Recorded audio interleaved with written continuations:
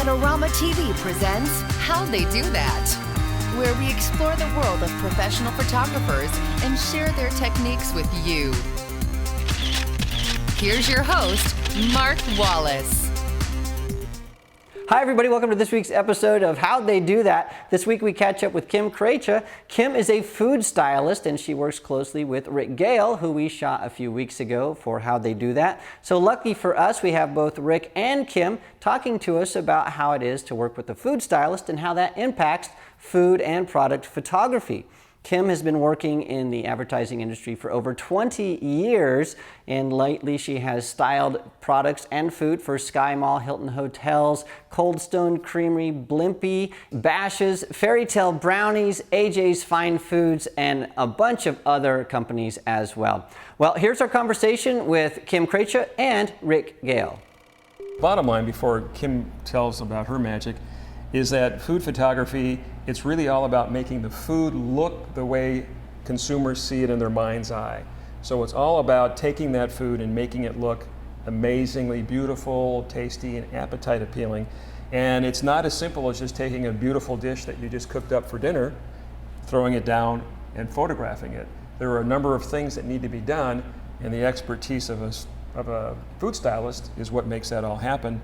So Kim's got a bunch of tools that make things happen. So Kim, tell us about the salad that you were telling us about first of all. I think that will help us get started. Well, typically with salads, a lot of times the photographers like to pull up and shoot into it. And that being said, what ends up happening is the salad gets shortened and flattened. The camera does that. Right. So typically with a salad, I will build a huge mound of mashed potatoes and then just start almost like a floral designer, putting the lettuce leaves in and whatever other vegetables or fruit. I'm having flashbacks of Close Encounters of the Third Kind. And then what the camera sees is very realistic. What you see on set looks so exaggerated. Right. So I think a lot of times, like when we're working with a resort or with a high-end restaurant, even though the chef's plate is beautiful, it doesn't work in terms of photography. And that's where I'll come in and just modify their vision. So that being said, you know, my background was in art direction. I went to culinary school and then have kind of combined the two disciplines.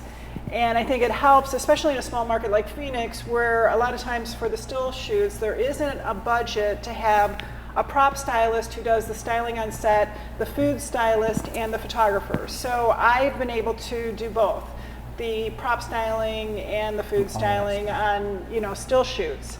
So kind of the tools of the trade, my absolute baby, if I don't have it, I go into meltdown, is my dental tools. I'm so dependent on them. One of several. Yeah. One of many. But I have my lucky one. Where do you buy dental tools? I'm just curious. My dentist, I'll just say, do you have any?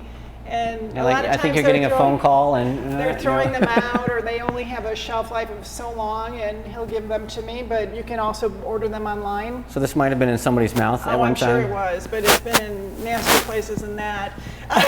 That's awesome. WD-40 and God knows what, motor oil.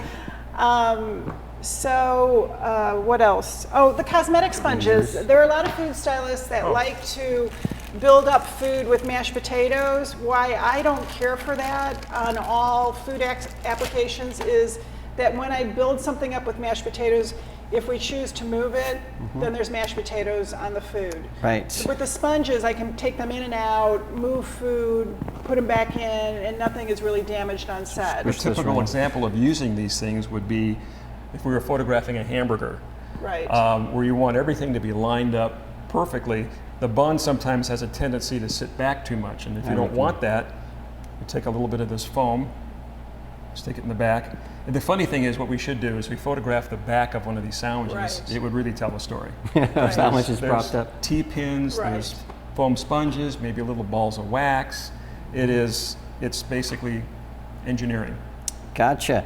And so, and these are really soft and flexible. You can put pins into them and all kinds of stuff. Absolutely. Any makeup store, you're going to be able to get this stuff. Absolutely. Walgreens, any Right. kind of...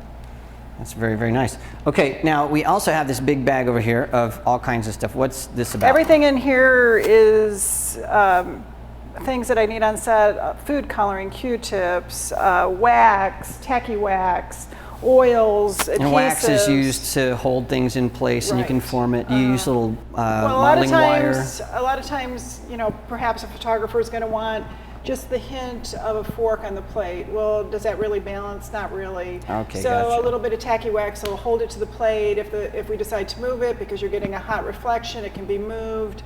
You know, obviously we're trying not to get, you know, fingerprints, so we wear gloves. Stuff you know, I've never thought of. And all these, you've got Well, the mini straws. straws here. We use those for a lot of things. Typically, shooting ice cream. If we shoot and use real ice cream, and I think Kim's got a funny little story about fake ice cream, that we put real ice cream on the set. It's been in a little freezer made with dry ice, but ice cream needs to have some texture and some melt on it. So either Kim or the photographer or myself will go in and blow our hot air and melt some of the ice cream so you get those little drips. Ah, that's delicious. So we've got all that kind of stuff. So how do you keep frozen food from melting on set?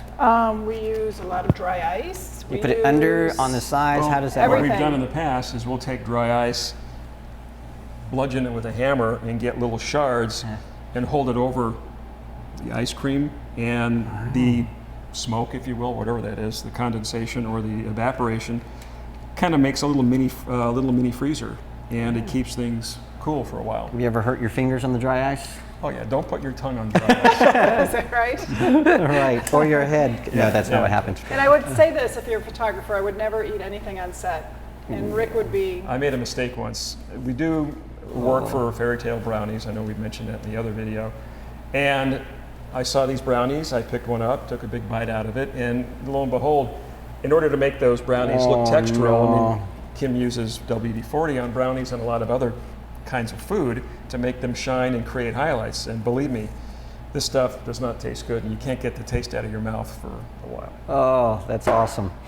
Okay, and then also all these jars, bowls, things like that, what are these used for? Usually in terms of creative direction, I either talk to the photographer and or the art director, and they have kind of a vision of what they see the props being. So what I like to do is make sure that I have plenty of options for everybody. If they ask for white bowls, I get 7 different types of white bowls, different sizes, different textures on them.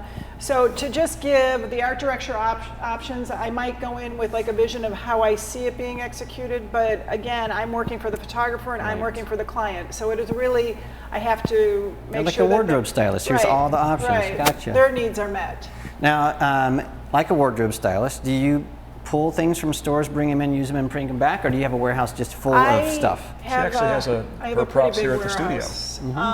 But then if there's specific things that need to be purchased, then there's usually a prop budget and I go out and buy them. And then I have relationships with stores, and I do feel strongly that if we use something on set, we buy it. Gotcha. I don't like returning things that have been used. Right, because they have food accidentally, people are going to eat them. And I think wardrobe stylists do the same. Well, any other tips for anybody that's thinking of or is doing food photography, working with a food stylist, anything that you can offer to say, you know, make sure you do this, think about this, or don't do this? Any of those types of tips before we go? I would say, from a photographer's point of view, and certainly with Kim's direction, where she comes from in the food world, just stay intently aware of styles, both photographically and how food is presented in all the publications. Right. And you need to stay on track with trends. And that goes really for anything. Sure. And you have a website, a nice portfolio. Tell us about it. Right. If you would like to see my website, it's Kim Krejca, and it's K-R-E-J as in John, C-A.com. There you go, Kim Krejca. All right. Well, thank you so much, Kim and Rick, for showing us all of this stuff. Again, it's been really a pleasure to learn from you guys, so thanks very much. Thank you. You bet.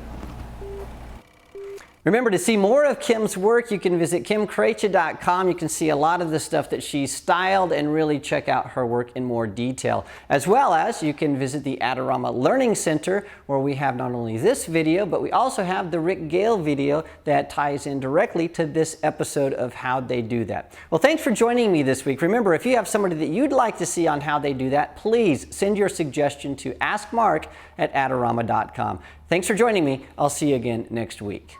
This episode is brought to you by Adorama TV. Visit the Adorama Learning Center where you'll find photography tips and techniques, links to the gear used in this episode, and related videos. For all the latest photography, video, and computer gear, visit Adorama.com.